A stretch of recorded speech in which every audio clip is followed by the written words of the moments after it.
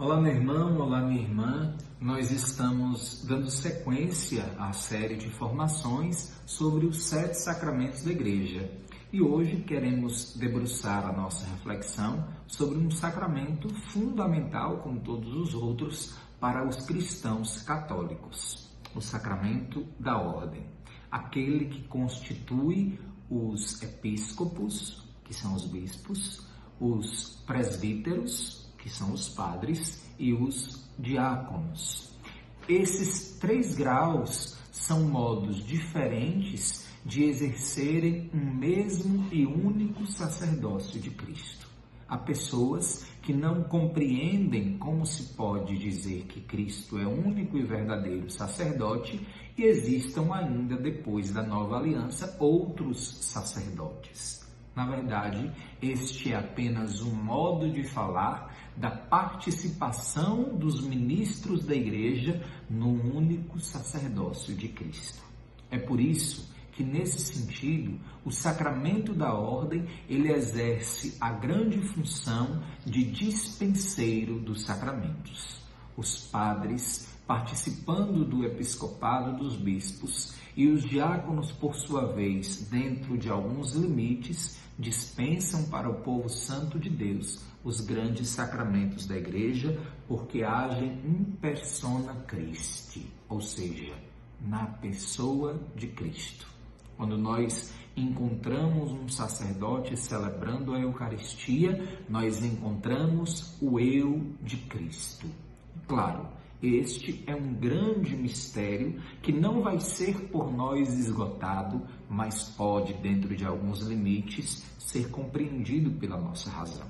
A esse respeito, o Catecismo da Igreja Católica, no número 1549, nos diz o seguinte a respeito deste sacramento: pelo ministério ordenado, especialmente dos bispos e dos presbíteros, ou seja, dos padres, a presença de Cristo como chefe da Igreja se torna visível no meio da comunidade dos fiéis. Isto é, nós fazemos presente para os nossos olhos, para a comunidade reunida em torno do altar, a presença do único e eterno sacerdote, que dá ao homem este poder e esta capacidade de representatividade e de uma presença da ação eficaz de Nosso Senhor.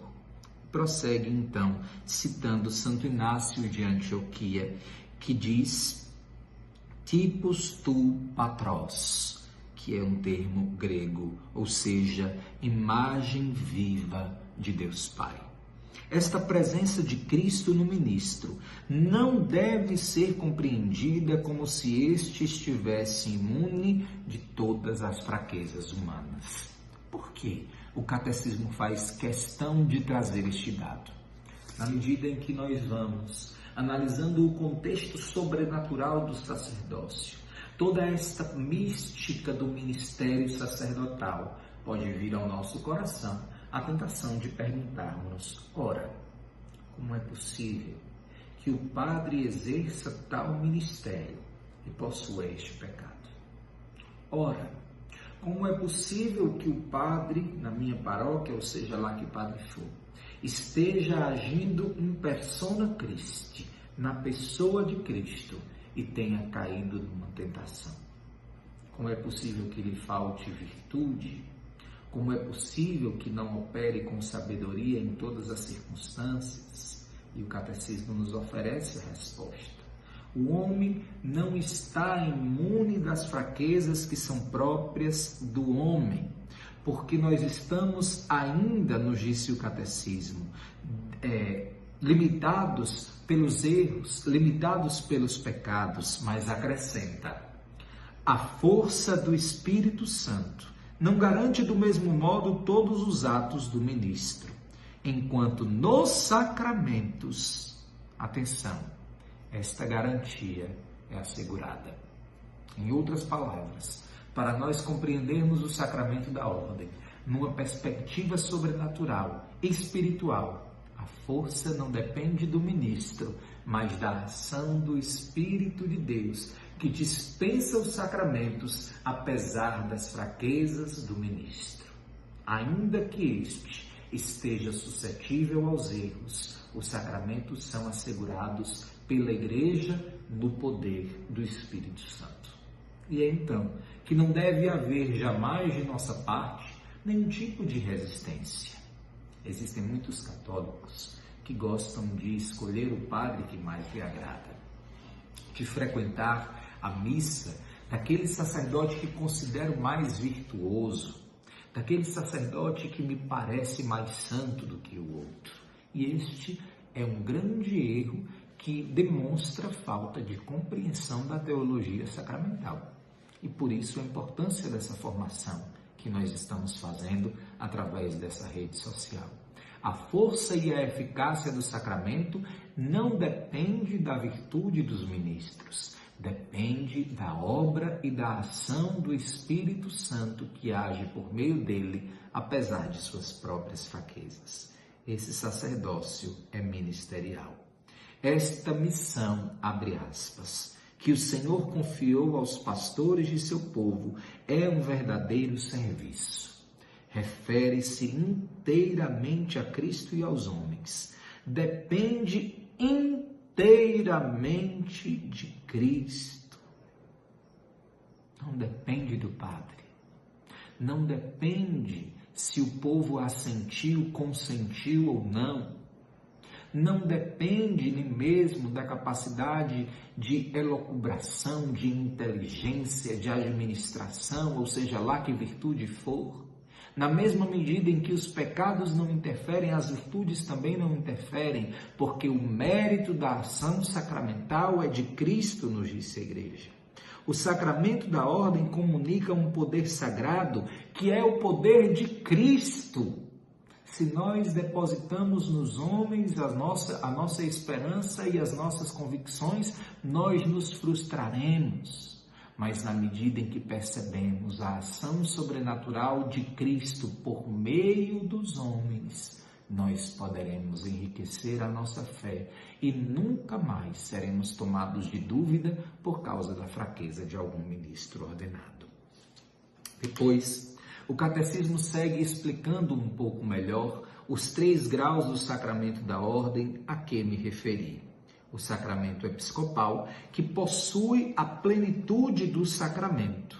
Os presbíteros, que são cooperadores de seus bispos. Um dom espiritual que é recebido no dia da ordenação para que ele se torne, por meio das graças que são conferidas pela oração da igreja, com o seu pastor.